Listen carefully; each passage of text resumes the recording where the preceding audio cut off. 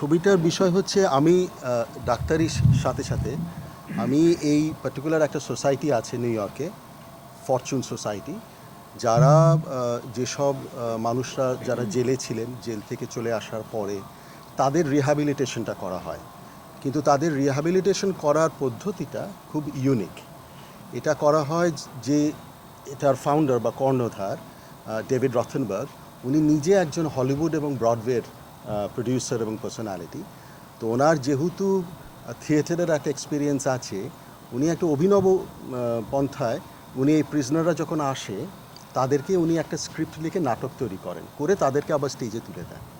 তো তাতে যেটা হয়, একটা হিলিং কম্পোনেন্ট এখানে চলে আসে। তারা তাদের যে ব্যাকগ্রাউন্ড আইডেন্টিটি, আমি ক্রিমিনাল ছিলাম, সেটা থেকে বেরিয়ে ওরা এক একটা বিভিন্ন ক্যারেক্টারের সঙ্গে ওরা জড়িত হয়।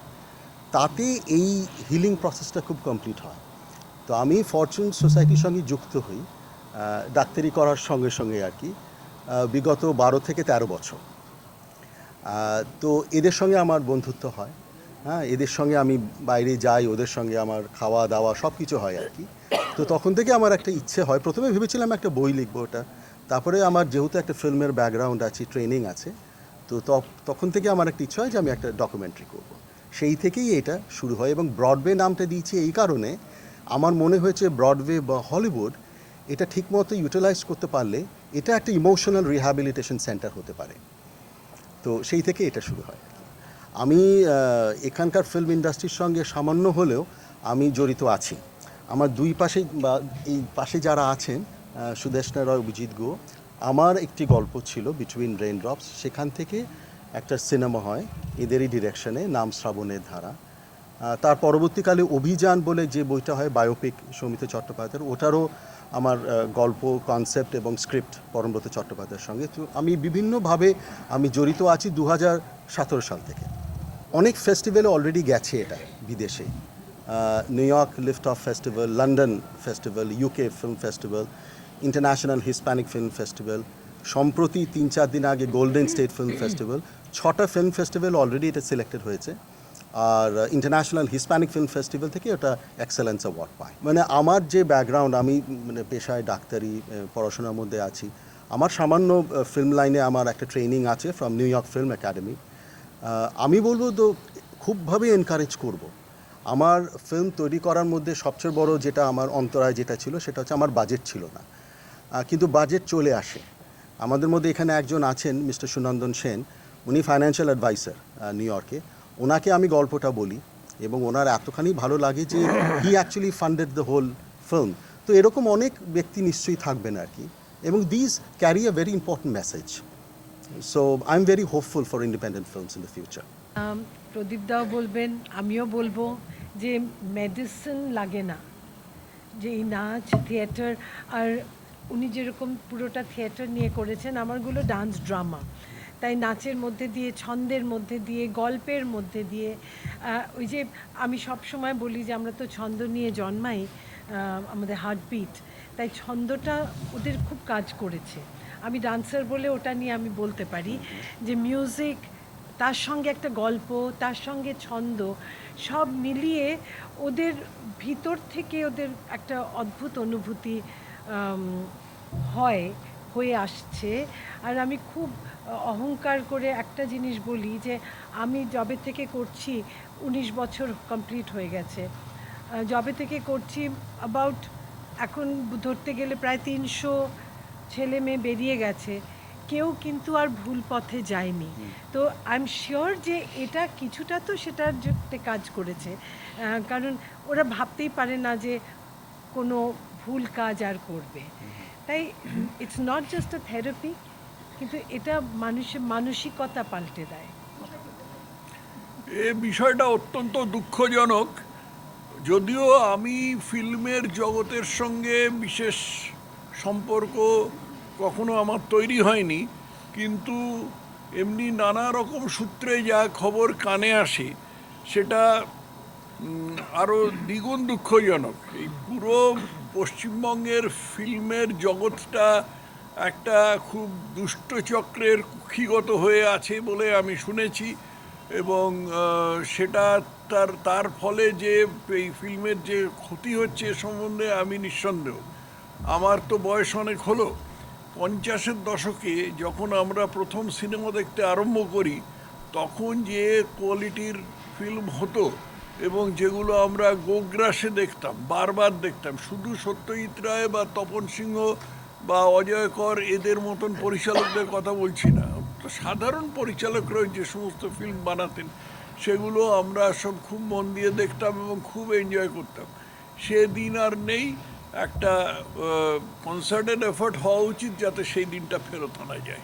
ছোট ছবি নিয়ে আমি বিশেষ কিছু জানি না। বস্তুত আমার একটা লেখা বই নিয়ে এক মহিলা একটা ডকু ফিচার বানাচ্ছেন। আমার একটা বই আছে, যা ছিল আমার দেশ। এই বইটা হলো পূর্ব বাংলা থেকে কিভাবে হিন্দুদের বিতাড়ন করা হয়েছিল সেটা সম্বন্ধে। তো সেটা নিয়ে এক মহিলা, সঙ্গীতা দত্ত বলে, উনি একটা ডকু ফিচার বানাচ্ছেন। সেই ডকু ফিচারের কানেকশনে আমি কিছু কিছু দেখেছি এবং ওর সঙ্গে খানিকটা পার্টিসিপেটও করেছি। তাতে যা দেখেছি সেটার মধ্যে যে ফিল্মের মধ্যে আর্টিস্টিক টেকনিক্যাল ব্যাপারটার চাইতে ফাইন্যান্সিয়াল ব্যাপারটা অত্যন্ত গুরুত্বপূর্ণ, এবং এই মহিলাটি এখন এইটা নিয়েই বেশি ব্যস্ত আছেন। তো আমি তাকে আশা করি যে তিনি সাফল্য পাবেন। দেখো, ছোট ছবি বড় ছবি বলে আমি ওটাকে ডিভাইড করি না। ছোট ছবি মানে কিভাবে ছোট, দৈর্ঘ্যে ছোট বলছো তো? হ্যাঁ, সেরকম যেরকম 3 মিনিটেও বলা যায়। আমরা তো চিরকাল বিজ্ঞাপনী ছবি যেগুলো আমরা করেছি সেগুলো তো অনেক সময় সেই ছোট ছবি পরবর্তীতেও করেছি। তো আমি মনে করি যে ছবিটা যে সময়ের মধ্যে আমি যেটা বলতে চাইছি বা যেটা দেখাতে চাইছি সেটা করতে পারবো। ছোট বড় আমি জানি না, আমি ছবি করতে চাই। এবং সেটা যদি দৈর্ঘ্য 20 মিনিটে আমার যেটা বক্তব্য, সেটা আমরা আগেও করেছি একটা সময়। আজকে এটা নতুন কিছু নয়। যখন টেলিভিশনে ছোট ছোট ছবি হতো সেই সময়ও তারা বাংলায় অনেক ছোট ছোট ছবি যেটা তুমি বলছো। এখন সেটা কি হচ্ছে, মানুষের মানে কনসেন্ট্রেশন স্প্যান এত ছোট হয়ে গেছে যে তারা ওই 3 মিনিটের মধ্যে সব কিছু চাইছে। তো সেটাও যেরকম আছে, আবার আরেকটা ধরনের দর্শক আছেন যারা কিন্তু বিঞ্জ ওয়াচ করেন। সিরিজ যদি হয় সে রাত জেগেও দেখেন, সেটা ইয়াং ওল্ড সব রকম। তো আমরা চাইছি যে আজকে বসে উনি যেটা বললেন যে আমরা সাধারণ ডিরেক্টর সাধারণ ছবি তৈরি করতে চাই যেগুলো লোকের কাছে পৌঁছতে পারবে। আমার তো মনে হয় যে শর্ট ফিল্ম সবসময় ছিল। আগে আমি ব্যক্তিগতভাবে 80-র দশকের কথা বলছি, 90-এর গোড়ার কথা বলছি, যখন আমরা রিভার্সাল ফিল্ম, মানে যেটা নেগেটিভটাই পজিটিভ হয়ে যেত, সেই রিভার্সাল ফিল্মে সুপার 8-এ 16 না সুপার 8-এ আমরা ছবি করেছি প্রচুর প্রচুর চিত্রমানিক থাকাকালীন। এবং তখন ওই জিনিসটা একটা মানে চলতি ছিল। কেননা ছোট ছবি করলে কম পয়সায় হয়, সেই জন্যই ওটা করা যায়। বা বন্ধু বান্ধবের মধ্যে এর বাবা মা বাড়িতে নেই, তাহলে এর বাড়িতে গিয়ে ড্রয়িং রুমটা করে নাও, এরকম ধরনের কতগুলো সুবিধে ছিল।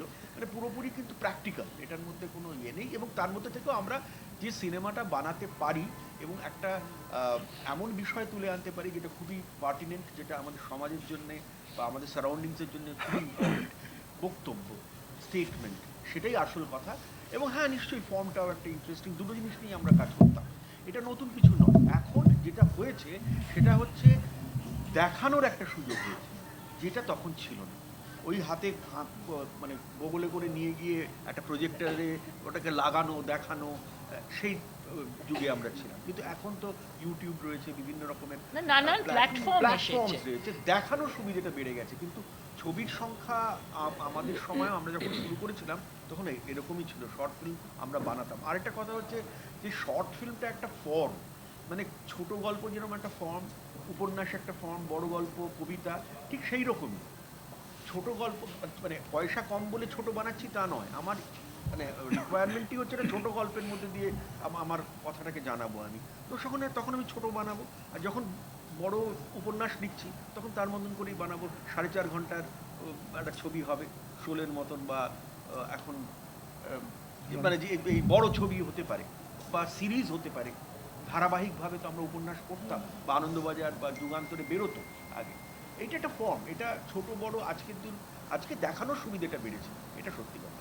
ব্যক্তিগতভাবে দুটো জিনিস আমি খুব স্পষ্টভাবে নিজের প্রতি প্রয়োগ করি।